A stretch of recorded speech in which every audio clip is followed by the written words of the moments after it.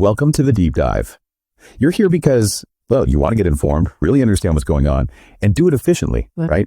Without feeling totally overwhelmed. Yeah, cutting through the noise. Exactly. So today we're diving into something pretty powerful. This idea that small, consistent efforts, they actually beat relying on those big, unpredictable bursts of motivation.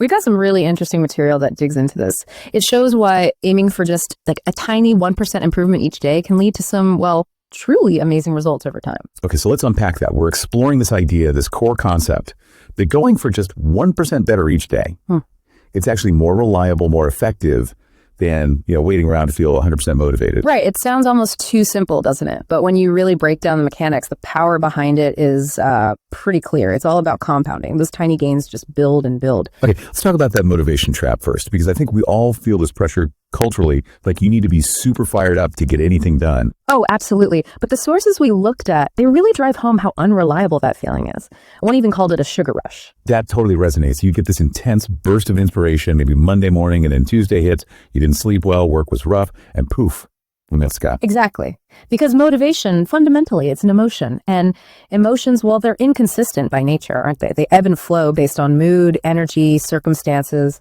tons of things. So relying on it is kind of like waiting for perfect weather to sail. That's a great analogy. Yeah. You're just stuck if the wind isn't right.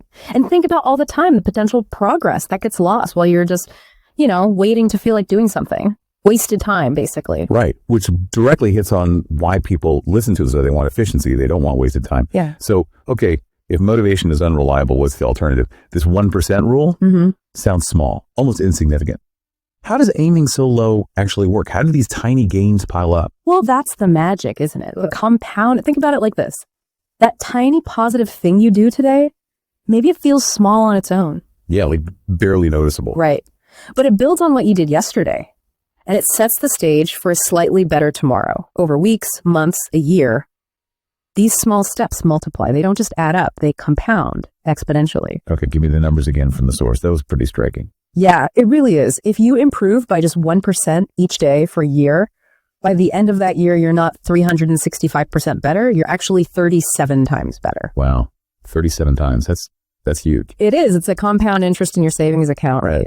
A small, consistent deposit grows way more than you'd expect over the long haul. Same principle applies to skills, habits, anything. Maybe even more powerfully. Okay. That makes it more tangible. And there was that quote from James Clear, the material, you don't rise to the level of your goals. You fall to the level of your systems. Yeah. Powerful quote.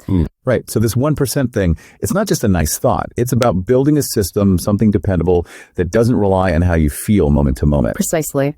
Waiting for motivation isn't a system. It's passive. It's reactive. But deliberately aiming for 1% improvement, that's a strategy. That's a structure. It shifts the focus from feeling like it to just doing it consistently. Okay. So we've established motivation is flaky. The alternative is this 1% rule, small steps, compounding, which definitely feels more reliable, more sustainable. Yeah, definitely sustainable. But I still think for a lot of us, it's hard to really believe such tiny actions make a difference. The examples you mentioned earlier really helped me grasp it. Can we walk through those again, like the fitness one? Sure, absolutely. Concrete examples are key. So fitness, you could aim for these massive, infrequent gym sessions. Which are hard to stick to, let's be real. Exactly. Or the source suggests, what if you just did 20 push-ups every single day? No excuses. It seems tiny, right? Almost pointless, maybe. Yeah. Compared to an hour workout. You'd think so. But do that consistently for, say, 90 days. The source points out you'll see real changes, not just physically, but mentally too. You build the habit, the discipline, that consistency is powerful. Yeah, the mental side is huge, building that I show up muscle. And the writing example was similar, wasn't it? Instead of waiting for the muse for that perfect creative mood. Which might never come. Right.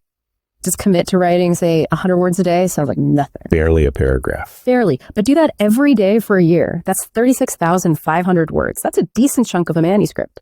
It just proves that small, consistent actions really do outperform those big, sporadic bursts of effort almost every time. It's the tortoise and the hare, basically. Slow and steady. Pretty much. And the beauty is these tiny actions, these micro commitments, they lower the barrier to entry so much. It's way easier to talk yourself into 20 push-ups or 100 words than a huge, daunting task. Less resistance. Easier to just start. Exactly. And starting is often the hardest part. Once you start, you build momentum. Consistency becomes easier. Okay, this all makes a ton of sense conceptually.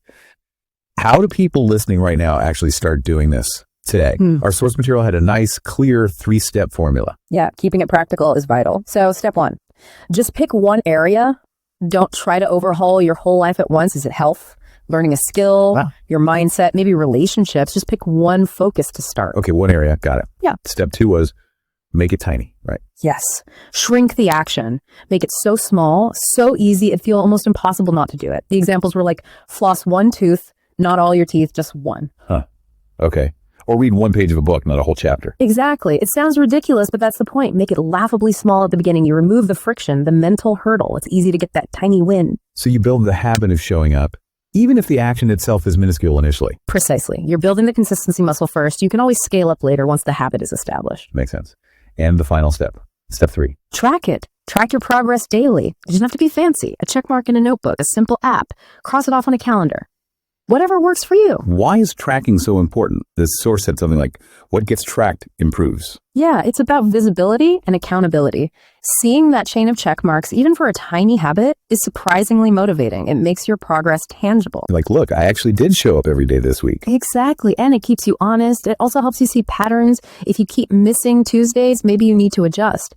And crucially, it encourages you to get back on track if you do miss a day. It's not about perfection. Right. Don't let one missed day derail everything. Just get back to it tomorrow. That's the key.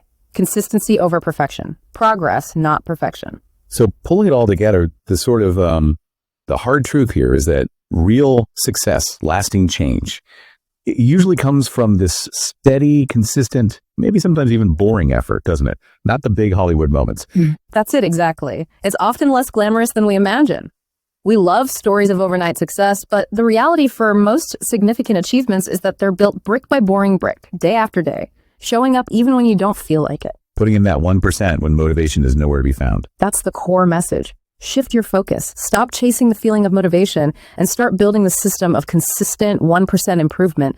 That's where the reliable power lies. Because it all comes back to that compounding. Those small wins stack up. They build on each other.